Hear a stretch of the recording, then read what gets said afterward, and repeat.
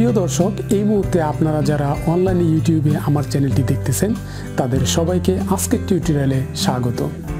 আজকের টিউটোরিয়ালে আমরা আলোচনা করব ইংরেজি গ্রামারের একটি অংশ আর্টিকেল নিয়ে। আজকের টিউটোরিয়ালে আমরা আলোচনা করব আর্টিকেল কাকে বলে, আর্টিকেল কত প্রকার ও কি কি, এবং আর্টিকেলের কিছু বেসিক রুলস। তো চলুন শুরু করা যাক। তবে আসছি একটি ইন্ট্রো পরে। ও হ্যাঁ, এখনও যারা আমার চ্যানেলে নতুন তাদের প্রতি আমার বিনীত অনুরোধ, আমার চ্যানেলটি একটু সাবস্ক্রাইব করে দিবেন।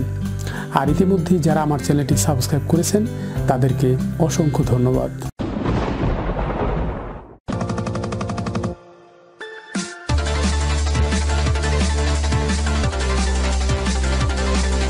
প্রিয় দর্শক, প্রথমে আমরা জানব আর্টিকেল কাকে বলে। যে সকল বর্ণ বা বর্ণ সমষ্টি কোনো ব্যক্তি বা বস্তুর পূর্বে বসে উক্ত ব্যক্তি বা বস্তুকে নির্দিষ্ট বা অনির্দিষ্ট করে বোঝায় তাকেই আর্টিকেল বলে।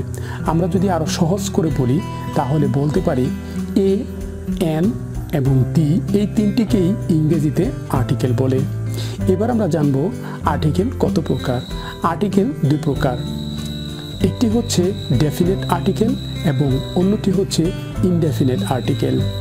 দিকে বলা হয় ডেফিনেট আর্টিকেল, কারণ দি শুধুমাত্র নির্দিষ্ট ব্যক্তি, বস্তু বা প্রতিষ্ঠানের পূর্বেই বসে, কোনো অনির্দিষ্ট ব্যক্তি, বস্তু বা প্রতিষ্ঠানের পূর্বে বসে না, তাই একে নির্দিষ্ট আর্টিকেল বা ডেফিনেট আর্টিকেল বলা হয়। অন্যদিকে এ এবং এন, এ দুটিকে ইনডেফিনেট আর্টিকেল বলা হয়, কারণ এ এবং এন, এ দুটি আর্টিকেল সবসময় অনির্দিষ্ট কোনো ব্যক্তি, বস্তু বা প্রতিষ্ঠানের পূর্বে বসে, কোনো নির্দিষ্ট ব্যক্তি, বস্তু বা প্রতিষ্ঠানের পূর্বে বসে না, তাই একে অনির্দিষ্ট আর্টিকেল বলা হয়। প্রিয় দর্শক, এখন আমরা আলোচনা করব আর্টিকেলের কিছু বেসিক রুলস নিয়ে। প্রথমে আমরা আলোচনা করব এ এবং এন এর ব্যবহার নিয়ে। নাম্বার 1, ইংরেজি কোনো শব্দের শুরুতে যদি এ, ই, আই, ও, ইউ এই পাঁচটির কোনো একটি বর্ণ থাকে তাহলে উক্ত শব্দের শুরুতে আর্টিকেল এন বসে। চলুন আমরা কিছু উদাহরণ দেখি। This is an apple, this is an egg, this is an ink pot, this is an orange, this is an umbrella. Number 2,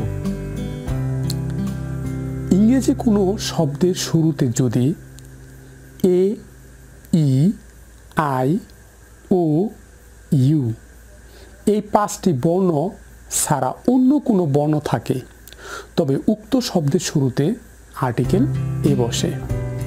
চলুন আমরা কিছু উদাহরণ দেখি। This is a book, this is a fan, this is a heart, this is a nut, this is a car. Number 3, ইংরেজি কোনো শব্দের শুরুতে যদি এইচ থাকে আর সেই এইচ যদি ও এর মতো উচ্চারণ হয় তাহলে উক্ত শব্দের শুরুতে এ এর পরিবর্তে আর্টিকেল এন বসে। Example, he is an honest boy, he is an honourable person, he has been reading the book for an hour, he has an ear of this land. Number 4, ইংরেজি কোনো শব্দের শুরুতে যদি you থাকে আর সেই you যদি you এর মতোই উচ্চারণ হয় তবে উক্ত শব্দের শুরুতে আর্টিকেল এন এর পরিবর্তে আর্টিকেল এ বসে। Example, he is a university student, my father is a unique person to me, this is a union of Dhaka, iron is a useful metal. Number 5, ইংরেজি সংক্ষিপ্ত শব্দ বা নামের শুরুতে যদি প্রথম বর্ণটি ভাওয়ালের মতো উচ্চারণ হয় তবে আর্টিকেল এন বসে। যেমন He is an MA. He is an LLB. ALB. He is an MCom. MCom. Number 6. ইংরেজি কোনো সংক্ষিপ্ত নাম বা শব্দের শুরুতে প্রথম বর্ণটি যদি কনসোনেন্টের মতো উচ্চারণ হয় তবে আর্টিকেল এ বসে। যেমন he is a BA, he is a BSS, he is a BCom, he is a BHC। প্রিয় দর্শক, এখন আমরা আলোচনা করব আর্টিকেল দিয়ে এর কিছু ব্যবহার বিধি নিয়ে। নাম্বার 1, পৃথিবীতে যা কিছু একটি আছে, অর্থাৎ যার কোনো বিকল্প নেই, কপি নেই, অদ্বিতীয়, সে সকল শব্দ, বস্তু বা প্রতিষ্ঠানের পূর্বে আর্টিকেল দিয়ে বসে। যেমন the sun, the moon, the earth, the north, the West, the south, the Titanic, the 7 গম্বুজ mosque, the Mughal empire Shahjahan, the Holi Quran. Number 2, superlative ডিগ্রির পূর্বে আর্টিকেল দিয়ে বসে, অর্থাৎ ইংরেজি যে সকল শব্দের শেষে EST থাকবে সে সকল শব্দগুলির শুরুতে আর্টিকেল দিয়ে বসে। যেমন the most important, the biggest, the highest, the smallest, the lowest. Number 3, কোনো ব্যক্তি, বস্তু বা কোনো প্রতিষ্ঠানকে যদি নির্দিষ্ট করে বোঝায় সেক্ষেত্রেও উক্ত ব্যক্তি, বস্তু বা প্রতিষ্ঠানের পূর্বে আর্টিকেল দিয়ে বসে। যেমন ধরুন একটি বক্সের মধ্যে অনেকগুলি কলম রয়েছে।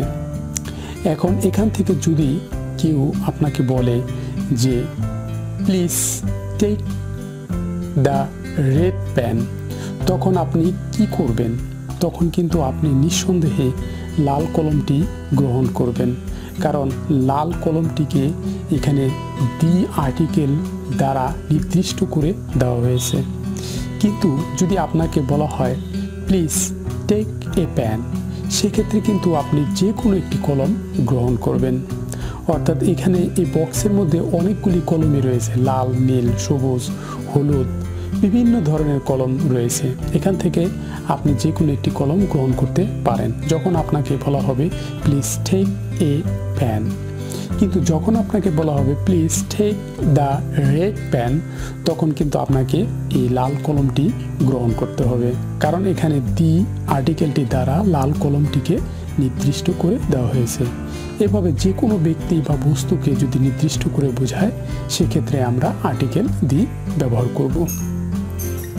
নাম্বার 4, প্যাসেজের মধ্যে থাকা কোনো ব্যক্তি, বস্তু বা প্রতিষ্ঠানের পূর্বে যদি একবার আর্টিকেল এ অথবা এন বসে, তাহলে ওই ব্যক্তি, বস্তু বা প্রতিষ্ঠান ওই প্যাসেজের মধ্যে যতবার আসবে এরপর থেকে ততবারই ওই ব্যক্তি, বস্তু বা প্রতিষ্ঠানের পূর্বে আর্টিকেল দিয়ে বসবে।